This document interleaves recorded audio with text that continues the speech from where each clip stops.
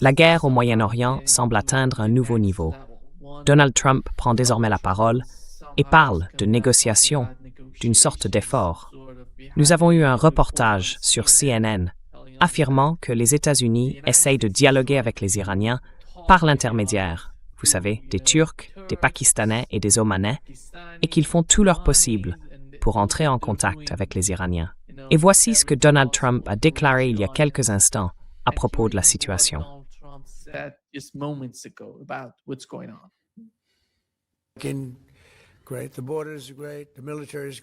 Super. Les frontières sont super. L'armée est super. Nous connaissons d'ailleurs un succès extraordinaire, comme vous le savez, en Iran. Nous en avons eu un au Venezuela. Et maintenant, nous en avons un en Iran. Ils n'ont plus de marine. Ils n'ont plus de force aérienne. Ils n'ont plus d'équipement anti-aérien, plus de radars, plus de dirigeants. Les dirigeants ont tous disparu. Personne ne sait à qui parler. Mais nous parlons en réalité aux bonnes personnes et elles veulent conclure un accord désespérément. Vous n'avez pas idée à quel point elles veulent conclure un accord. Et nous verrons ce qui se passera. Je veux remercier Pete Hegseth. Le travail que vous faites là-bas est vraiment incroyable. Vous, le général, et tous les autres généraux, colonels, capitaines, majors et tout le monde, n'est-ce pas? C'est quelque chose de parfait, d'extraordinaire. Nous fabriquons le meilleur équipement militaire au monde. Maintenant, nous allons le produire plus vite. Nous voulons l'obtenir plus vite. Mais nous fabriquons le meilleur au monde. Nous faisons un excellent travail.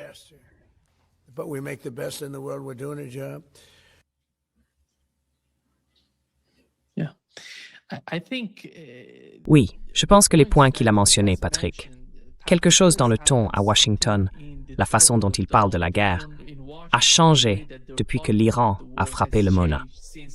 Et le système de défense israélien, eh bien, justement hier, j'ai parlé avec le professeur Ted Postol. Il a dit qu'il n'y avait plus aucun système de défense aérienne dans le pays pour protéger Israël. C'est un facteur énorme, vraiment énorme, à prendre en compte dans les calculs de Washington et d'Israël. Quelle est ta compréhension de cette nouvelle rhétorique qui circule?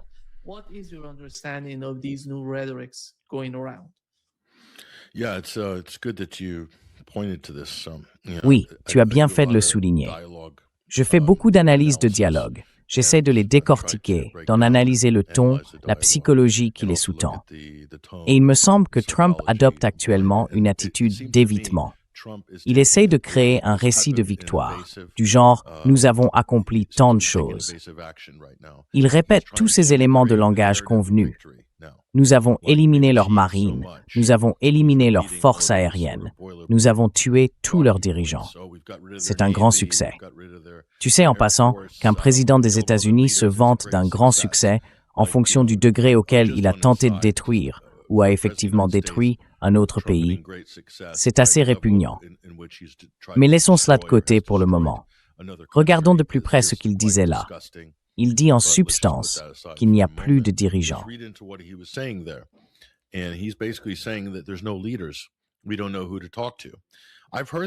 Nous ne savons pas à qui parler. J'ai déjà entendu cela. Je ne me souviens plus qui le dit tout le temps. Je sais que c'est Benjamin Netanyahou. C'est la tactique israélienne. Oh, nous voulons négocier, mais il n'y a personne à qui parler. Ce sont tous des terroristes, et nous les avons tous tués, en gros. Voilà donc la stratégie israélienne. On ne peut pas avoir de négociation si l'on a tué la partie adverse, ce qu'Israël fait habituellement, et s'en tire parce qu'ils ont le soutien des États-Unis. À présent, les États-Unis ont adopté ce type de sauvagerie barbare, une diplomatie d'un niveau médiéval, si l'on peut appeler cela ainsi. Mais ce n'est pas vrai. La direction iranienne est intacte, mais elle a déclaré très clairement à plusieurs reprises qu'elle ne parlerait pas aux États-Unis. Il n'y a pas de négociation, car les États-Unis ont déjà brûlé ces ponts en utilisant les précédentes négociations, menées de bonne foi par les Iraniens, comme couverture pour une attaque surprise. Arachi l'a dit. Je ne sais pas combien de fois il l'a répété ces dernières semaines, au moins une vingtaine de fois publiquement. C'est donc ce que le président devrait répéter s'il veut être honnête avec le peuple américain. Dire, regardez, nous voulons discuter, mais les Iraniens ont déclaré qu'il n'y aurait pas de pourparlers avec les États-Unis, car nous les avons trahis trop gravement par le passé, et qu'ils régleront cela sur le champ de bataille. Ou bien, lorsque leurs intérêts de sécurité en Iran seront satisfaits, alors cela prendra fin. Ce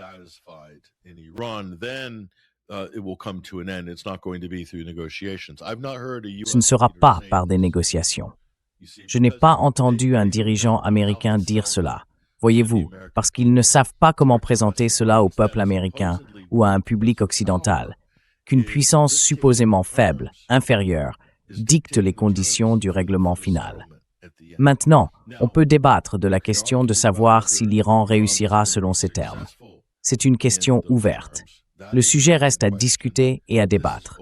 Et nous n'aurons pas de réponse immédiate non plus, car tout indique qu'il s'agit d'un long drame qui pourrait s'étendre sur des semaines, des mois, qui sait, peut-être des années.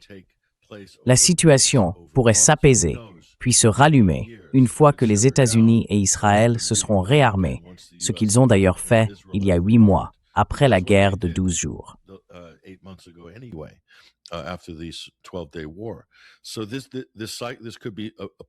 Cela pourrait donc faire partie d'un cycle similaire ici. Mais les États-Unis ne peuvent pas dire, ne peuvent pas admettre devant le monde que quelqu'un d'autre dicte les conditions. C'est impossible.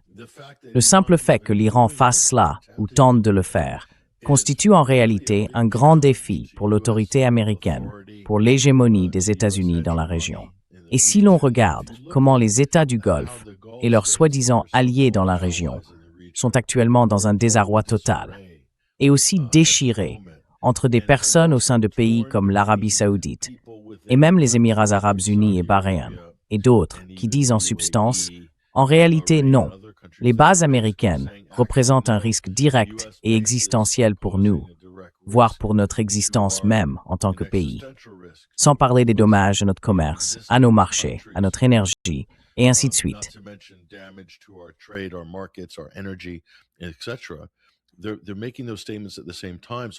Ils font ces déclarations en même temps, donc il n'y a même pas de consensus ni d'unanimité au sein des États du Golfe quant à savoir s'ils vont s'orienter fortement vers les États-Unis, leur allié traditionnel, pourrait-on dire, censé les protéger, ou s'ils vont au contraire s'en éloigner, voyant dans cette alliance un risque potentiel en raison de la présence de bases américaines et de ce que cela implique pour leurs relations à travers le Golfe.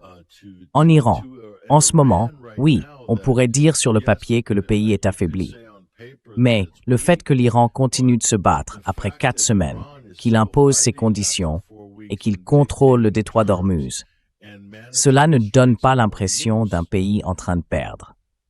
On ne peut pas dire que l'Iran est en train de perdre. Ce n'est pas une situation clairement définie.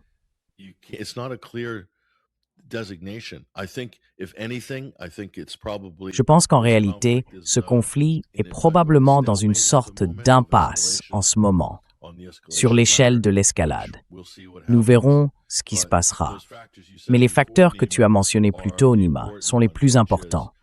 Les ressources des États-Unis ne sont pas infinies en matière d'armement et de munitions, pas plus que celles d'Israël pour le dôme de fer, les intercepteurs de missiles Patriot, les intercepteurs américains et les systèmes antiaériens.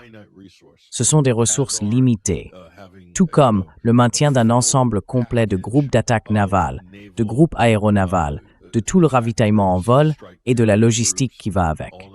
Ce n'est pas infini. On ne peut pas continuer ainsi indéfiniment.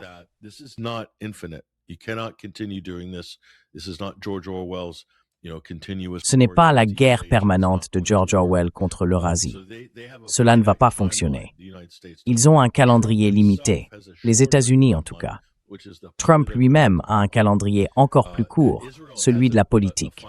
Israël a un calendrier limité et Netanyahou a un calendrier politique très court. Il doit annoncer des résultats ou ils doivent mettre un terme à tout cela, capituler, déclarer la victoire ou autre chose. Ils doivent le faire dans un laps de temps très court, car ils risquent un effondrement politique en Israël. Le régime de Netanyahou est menacé de délégitimation par sa propre main, tout comme Trump, avec les prochaines élections de mi-mandat.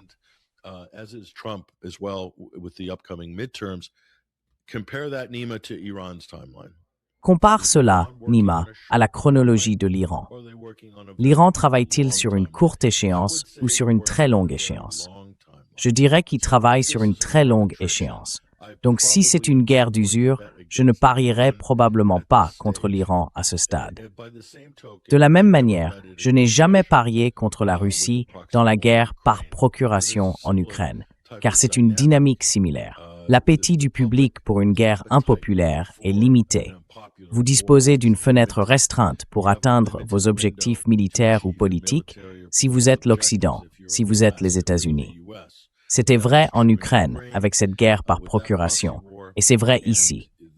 D'une certaine façon, les États-Unis utilisent Israël comme une sorte de proxy, mais ce qu'ils font ressemble à une fausse équipe de catch.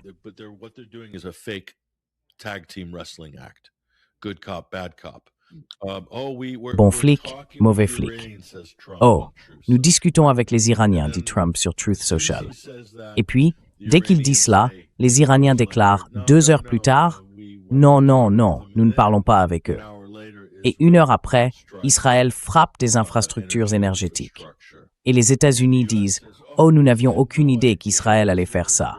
Enfin, waouh, Netanyahou, il faut qu'on ait une discussion avec lui. Il est très vilain. » Oui, et on est censé croire qu'il n'y a aucune coordination entre ces deux alliés indéfectibles. Ce n'est tout simplement plus crédible à ce stade.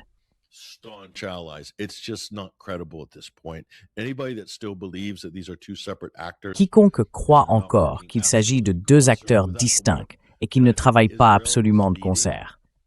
Je veux dire, je pense qu'Israël mène ici la danse, fixant clairement le rythme dans ce duo coordonné. Mais je dirais, Nima, que cela me rappelle beaucoup la crise de Suez à bien des égards. Notamment parce que pendant la crise de Suez, les Britanniques et les Français se sont alliés aux Israéliens pour attaquer l'Égypte et reprendre le canal de Suez. Mais ils l'ont fait sous la forme d'un faux partenariat. Ils avaient conclu des accords secrets qui ont ensuite été révélés.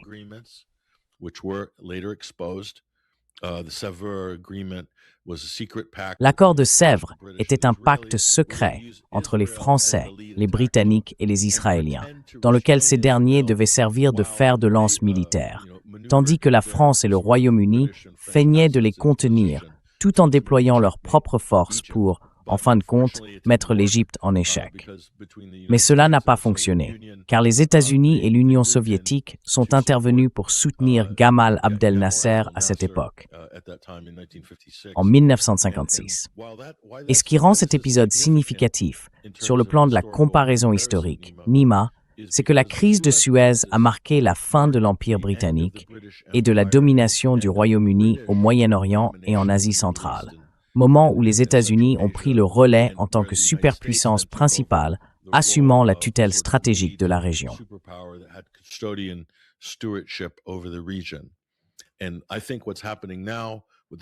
Et je pense que ce qui se passe actuellement avec le détroit d'Ormuz est très similaire à ce qui s'est produit avec le canal de Suez, dans le sens où nous pourrions assister à un changement de l'ordre mondial. Les États-Unis perdant leur position hégémonique et dominante au Moyen-Orient qu'ils occupent depuis 1956. Nous assistons ici à la fin d'une époque. Qui reprendra ce rôle? C'est une toute autre question et un tout autre débat. Mais je serais enclin à penser que cela pourrait accroître l'implication de la Chine, ainsi que celle de l'Iran en tant qu'allié régional et hégémon potentiel. Et qui sait ce qu'il en résultera? Peut-être que le rôle du Pakistan augmentera également dans l'architecture de sécurité du Golfe Persique, en apportant une forme de soutien aux Iraniens.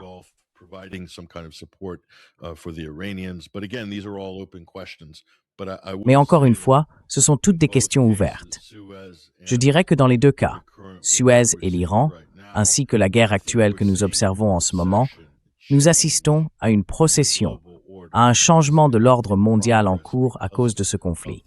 Et pour des raisons similaires, il a commencé et a été mené de manière comparable. Le fiasco, l'échec, si cela s'avère être un échec, des États-Unis et d'Israël montrent qu'ils n'ont pas tiré certaines leçons de l'histoire. si l'on examine vraiment la dynamique de la crise de Suez. Cela pourrait faire l'objet d'une toute autre discussion. On pourrait consacrer toute une émission à ce sujet.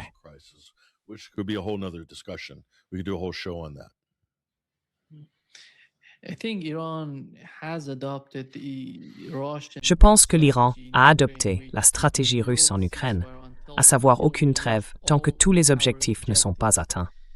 Et c'est exactement ce que nous avons entendu à plusieurs reprises de la part des responsables iraniens. Comment voyez-vous le rôle des pays arabes dans ce scénario?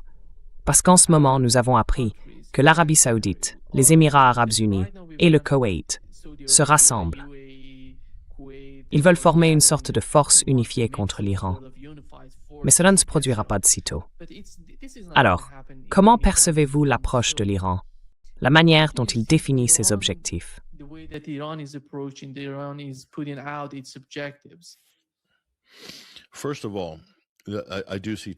Tout d'abord, je vois effectivement des discussions. Et la plupart relèvent de la provocation d'ailleurs. C'est une provocation de la part de l'Occident et d'Israël. Ils essayent de pousser les Arabes du Golfe à réagir dans les médias, essentiellement dans l'espace politique, en disant que, eh bien, vous savez, l'Iran avait peut-être auparavant les pays du Golfe de son côté. Mais après ce que les Iraniens viennent de faire, il n'y a aucune raison logique pour qu'ils se retournent contre eux, et qu'ils pourraient même se joindre au combat contre l'Iran. Je doute fortement que les États du Golfe participent à une quelconque action militaire contre l'Iran, pour la simple raison que cela reviendrait à donner à l'Iran le feu vert pour commencer à démilitariser l'Arabie saoudite et les Émirats arabes unis. Quant au Koweït, ce n'est qu'une base américaine, tout comme Bahreïn. Et les autres, j'ai oublié que font. L'Iran n'a pas besoin d'aller au Koweït. Résistance irakienne est déjà sur place. Ouais, ce n'est de toute façon pas un vrai pays. Ce serait le glas du régime saoudien. Il serait fini. Je veux dire, ils sont peut-être déjà finis. Le temps le dira. Donc oui, ce n'est tout simplement pas crédible. Et puis regarde, l'Arabie saoudite, dans sa sagesse infinie, quand MBS était ministre de la Défense, il avait quoi, 32 ans, et que l'administration Obama a convaincu l'Arabie saoudite d'entrer en guerre contre le Yémen en 2015. Ils ont mené cette guerre pendant 7-8 ans. Comment cela s'est-il terminé pour l'Arabie saoudite? Ils n'ont même pas réussi à vaincre les Houthis. Et c'était avant que le Yémen ne développe le type d'unité de combat qu'il a eu ces dernières années, avant qu'il n'ait des missiles et de la technologie de drone. Et ils n'ont toujours pas pu soumettre le Yémen.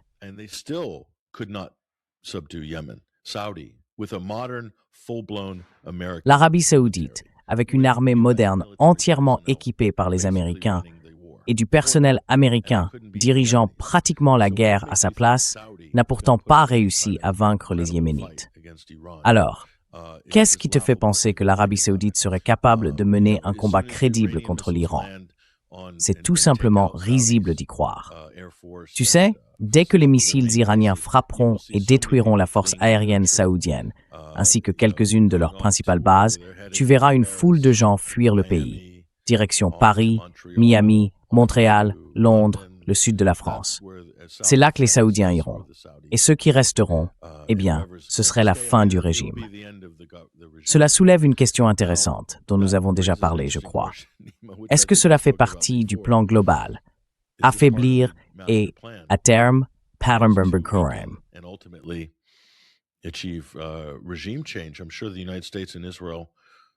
Je suis sûr que les États-Unis et Israël envisagent peut-être cette possibilité. Peut-être que l'Iran pourrait aussi en tirer profit. Nous verrons bien. Mais pour moi, c'est une conséquence naturelle de ce que nous observons actuellement. Si le régime qatari ne parvient pas à tirer des bénéfices significatifs de son secteur gazier au cours des 5 prochaines années, je ne pense pas qu'il y aura encore une famille royale là-bas dans 5 ans, franchement. Je ne pense pas qu'il restera grand-chose au Qatar dans 5 ans. Je veux dire, d'où viendra l'argent? Ce ne sera pas du tourisme. Je ne vois tout simplement pas comment ces États du Golfe peuvent encore suivre la ligne américaine après ce qui s'est passé au cours des 4 dernières semaines. S'ils sont à ce point incompétents et n'ont pas le courage de tenir tête aux États-Unis après ces 4 dernières semaines, alors je pense qu'ils sont finis.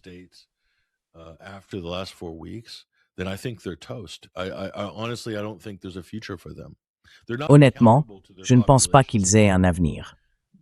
Ils ne rendent de toute façon aucun compte à leur population. Et il n'y en a pas beaucoup dans les Émirats ou au Qatar, pour commencer. Combien de Qataris de souche vivent au Qatar? Quoi, 200 000? Combien d'Émiriens vivent aux Émirats? Les 4 millions restants, ou peu importe le chiffre, sont tous des étrangers. Main-d'œuvre servile, classe dirigeante, classe commerciale, classe financière. Tous des étrangers, venus des États-Unis, d'Europe, d'Extrême-Orient. Il n'y a pas d'Émiriens là-bas et il n'y a pas de Qataris au Qatar. Alors avec quoi a-t-on affaire ici?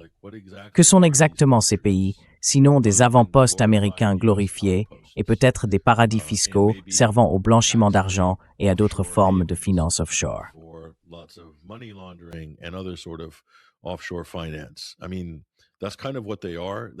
Je veux dire, c'est un peu ce qu'ils sont. Ce n'est pas vraiment la base d'un véritable pays. Et ne pas avoir de politique étrangère indépendante, ne même pas être capable de défendre ses propres intérêts fondamentaux, cela n'augure rien de bon pour leur avenir à long terme. Ils devraient donc être très inquiets. Plus cette guerre se prolonge, d'autant plus que leurs infrastructures énergétiques et leurs économies vont être endommagées dans une certaine mesure. Ils ne vont pas pouvoir faire preuve de la même flexibilité, ni afficher la même largesse à laquelle ils sont habitués, ce qui est très inefficace. Cela signifie simplement qu'ils ont plus d'argent qu'il ne leur en faut.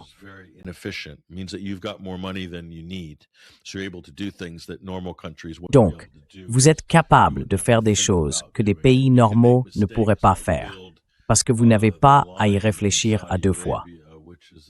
Vous pouvez commettre des erreurs, comme construire The Line en Arabie Saoudite, cette ville murale futuriste qui traverse Neom, une ville conceptuelle. Vous pouvez faire tout ça parce que vous avez plus d'argent que vous ne savez quoi en faire et que vous n'êtes pas vraiment redevable. C'est un peu comme si le roi avait une vision. MBS a une vision. Alors tout le monde s'aligne sur la sienne. Il est tellement tourné vers l'avenir, ce MBS. C'est ça, en gros, l'Arabie Saoudite. Je ne pense pas que ça se reproduira dans la région.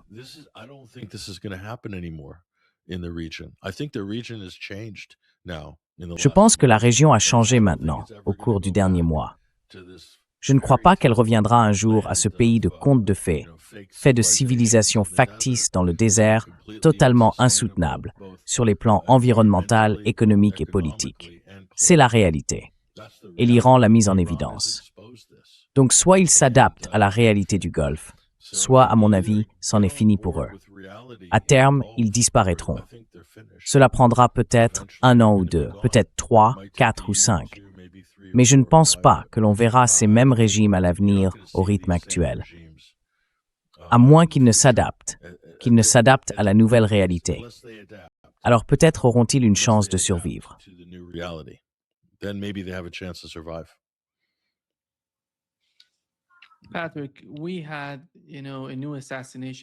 Patrick, nous avons eu un nouvel assassinat en Iran. Un scientifique, professeur d'université, a été tué par les Israéliens.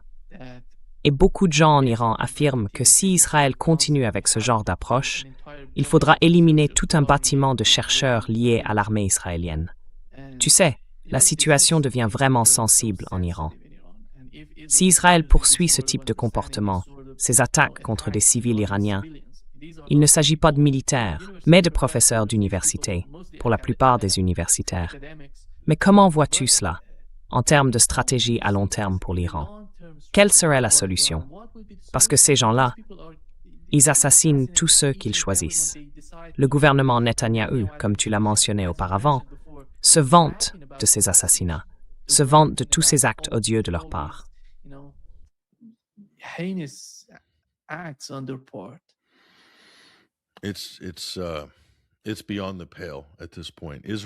C'est absolument inacceptable à ce stade.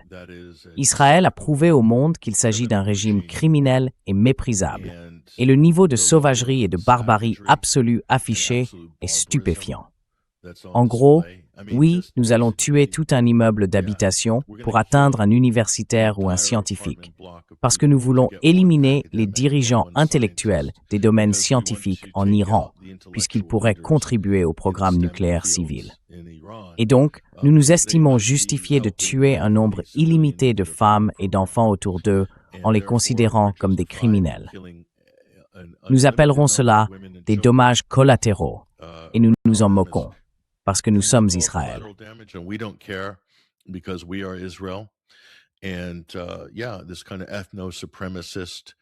Et oui, ce genre de mentalité ethno-suprémaciste est la même. On retrouve le même type d'esprit barbare et raciste, le même terrorisme d'État violent. Il suffit de regarder Gaza, de voir l'enfer qu'est Gaza.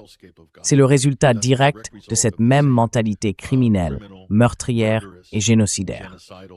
Voilà le problème avec l'État d'Israël. Et le problème aussi, c'est que les États-Unis soutiennent cela. Les États-Unis l'appuient. Ils approuvent toutes ces actions d'Israël parce qu'ils partagent eux-mêmes les mêmes valeurs qu'Israël. C'est profondément enraciné.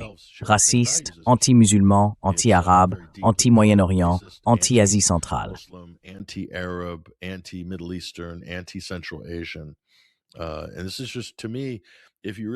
Et pour moi, si l'on prend vraiment du recul, on se rend compte que pas grand-chose n'a changé depuis l'époque coloniale.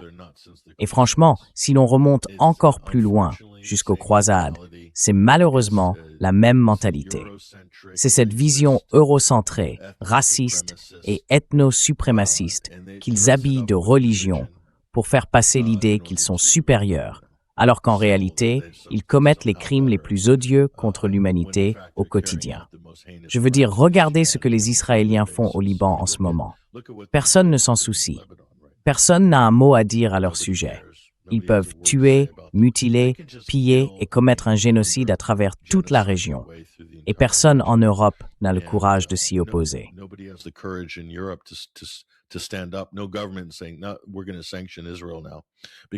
Aucun gouvernement ne dit non, nous allons sanctionner Israël maintenant.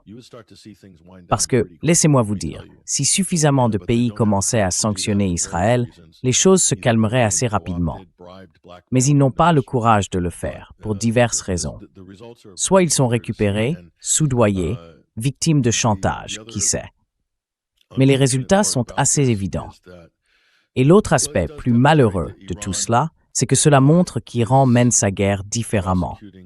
Depuis le début de ce conflit, et l'on peut remonter à la guerre de 12 jours, ou à True Promise 1, 2, 3, 4, Israël attaque des civils en toute impunité et sans vante.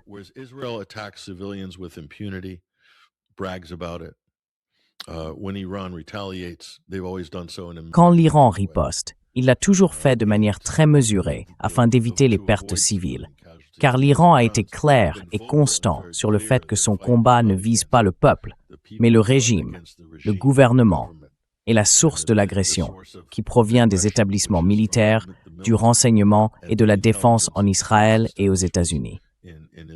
Mais malheureusement, les États-Unis n'ont pas le même sens de l'honneur pour répondre de la même manière. Ils sont tout à fait disposés à ignorer les règles de la guerre.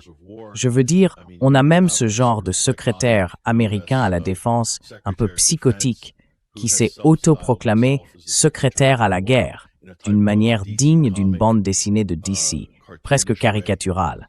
En gros, il dit « il faut se débarrasser des soi-disant règles d'engagement stupides afin que nos combattants puissent appliquer une létalité maximale, n'est-ce pas ?»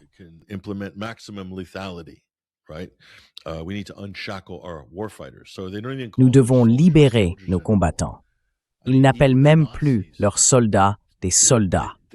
Je veux dire, même les nazis appelaient encore leurs soldats des soldats.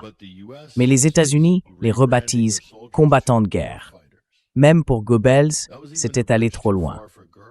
Voilà à quel point l'administration américaine et l'establishment militaire sont tombés bas en ce moment. Ils sont tellement enfermés dans leur propre monde de fantasmes délirants persuadés qu'ils peuvent bombarder et tuer pour obtenir la victoire, car c'est la seule stratégie perceptible émanant de Washington. Ils se vantent du nombre de personnes qu'ils ont tuées, de la misère qu'ils ont provoquée. C'est la même chose avec Cuba.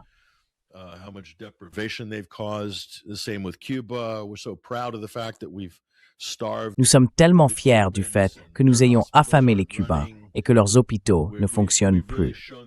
Nous leur avons vraiment donné une leçon.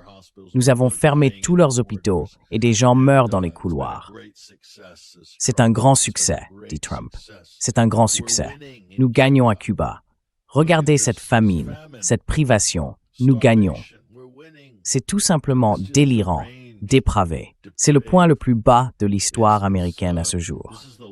Ce président est de loin le pire président des États-Unis de toute l'histoire du pays. Et il a plongé la nation dans un tel déshonneur et une telle disgrâce.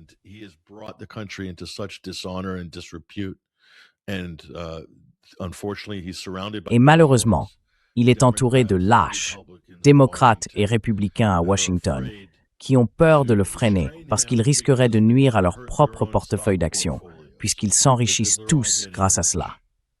Trump lui-même et son cercle rapproché parient sur le prix du pétrole. Regardez l'indice boursier S&P. Il monte quand Trump tweet « Oh, j'ai conclu un accord avec les Iraniens. Nous sommes en pourparlers. » Il a fait ça hier. Un mensonge total. Un mensonge total. Car les Iraniens ont réagi à midi en disant « Non, de quoi parle-t-il, bon sang ?» Donc le marché a grimpé quand Trump a diffusé sa vérité. Ce qu'il appelle la vérité est tellement stupide. Truth Social est essentiellement une plateforme de mensonges et de propagande. Mais Trump diffuse ça.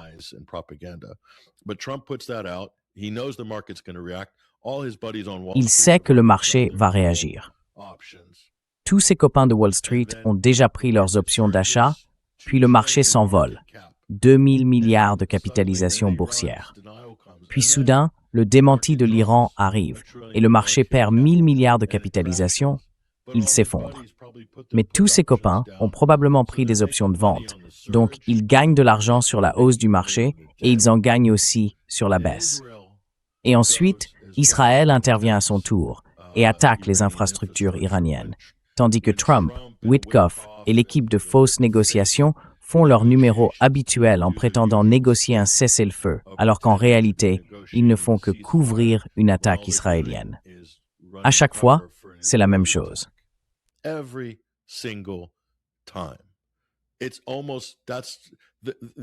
Leur comportement suit un schéma presque prévisible. Je parierais toujours contre eux, de la même manière que je parierais contre Jim Cramer sur CNBC chaque fois qu'il donne un conseil boursier. Autrement dit, il suffit de faire l'inverse de Cramer pour bien s'en sortir sur les marchés. C'est le vieil adage. C'est la même chose avec ces deux agents israéliens. Et franchement, Steve Witkoff et Jared Kushner, qu'est-ce qu'ils sont, sinon des agents israéliens glorifiés qui devraient probablement s'enregistrer au titre du FARA comme agents étrangers. Et ce sont nos principaux négociateurs pour le Moyen-Orient. C'est un vrai problème. Penses-tu qu'ils aient un conflit d'intérêts entre les intérêts américains et israéliens? Je pense que c'est une question légitime à ce stade.